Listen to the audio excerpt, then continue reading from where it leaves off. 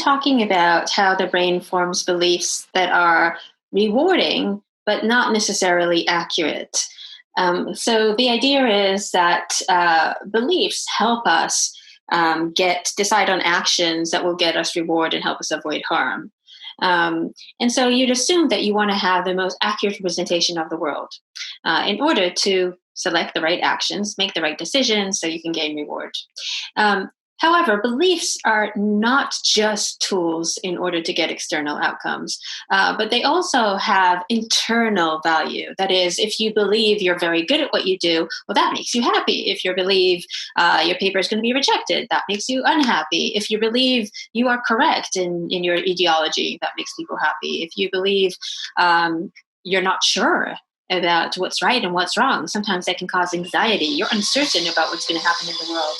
That causes anxiety as well. So all these things matter for belief, and they actually motivate people to go out and try to form certain types of beliefs, the kind of beliefs that have what we call internal value, that can make you feel confident, that can make you feel positive and optimistic. And how do people do that? Well, there's two ways to do that. One is in the way that you select information. So we're not just walking around the world absorbing all the information that's around us. Every day you go online, you select what to read, what newspaper to read, who to talk to, who to call to ask questions, who to interview. How do you make those decisions? Well, one thing that matters is how do those decisions about information will affect your beliefs? Will it make you more confident, less confident? Will it cause you to have a positive view of the world or not? And you may select to read specific articles or news websites that will, for example, confirm those beliefs that you already have, rather than read those that don't, right? And that will make you more confident in the beliefs that you have. The second process by which we can form specific beliefs is, what do we do with the information? Okay, so you read an article and it confirms what you think about climate change or about the pandemic. What do you do with that information? Does it change the way that you think about the world? What we call updating your beliefs. And so people may update their beliefs in a way that, again, will generate internal rewards. So when you read an article that supports what you believe, you may become really, really confident in your belief. But when you read an article that disconfirms what you believe, you may just disregard it. And so we are interested in how people seek information and how they take that information to update their beliefs, to form new beliefs, and how that changes in mental health, how that relates to neural system. How does that relate to pharmacology? We have studies showing that if you alter levels of neurotransmitter, that can actually affect this process directly. And that's something that people haven't really thought about a lot in the past necessarily. The value of beliefs paper that came out in Neuron, it dives in a little bit more about the neural mechanisms and also about what the adaptive value is.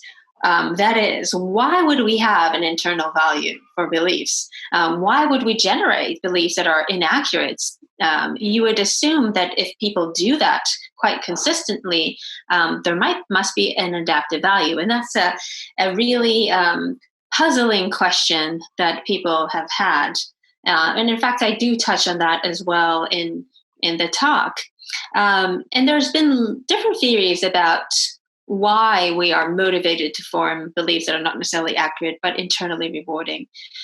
And one idea is that part of the thing that's rewarding is to have positive views of the future. And the reason that may be adaptive, people have said, is that, well, if we have positive views of the future, that reduces stress and anxiety. So that's good, right? It's good for our physical health. It might keep us motivated to go out and try to reach those goals if we think they are possibly things that we could actually gain. However, it's a little bit more nuanced than that. So that was kind of the general view that a lot of psychologists and philosophers have put forward. However, there's also obviously the disadvantage of having inaccurate beliefs. They can be internally rewarding. You think, oh, the pandemic is going to be over next week, right? That's great. That makes me super happy. But now I'm not prepared, right? I don't have what I need to prepare for another lockdown or, potentially financial cost and so on. So that those are the disadvantages. And people have said, well, okay, there are disadvantages, but perhaps on average, the advantages outweigh the disadvantages. And that's why we have evolved to seek information this way and to use it in this way. However, others came in and said, well, look, it could be adaptive in certain environments. In relatively relaxed, safe environments, the adaptive value of having internally rewarding beliefs probably outweigh the cost. And so in those kind of environments, it may be adaptive, but put someone in a very stressful, threatening environment, now the cost becomes so great that it's no longer adaptive, such as, I'm not sure, but perhaps like, a pandemic where you really, really need to make sure that you're not taking risks. And they said, well, it may be adaptive in some situations, it's not adaptive in other situations. So then our research has actually shown that people take that into account unconsciously, perhaps unconsciously, which is if you put them in these kind of situations, which are relaxed and safe, people will then be motivated to form certain beliefs which are rewarding, which the adaptive value of them are probably quite high. But then when you put people in threatening environment, in fact, they change their behavior. And now they are actually more likely to focus on generating more accurate beliefs and not necessarily those beliefs are internally rewarding. So the reason this whole thing is adaptive, it's quite flexible. There are different reasons why we want to form certain beliefs.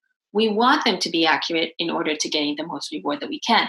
We want them to be internally rewarding, but which one matters is going to change based on our environment in a way that can be adaptive.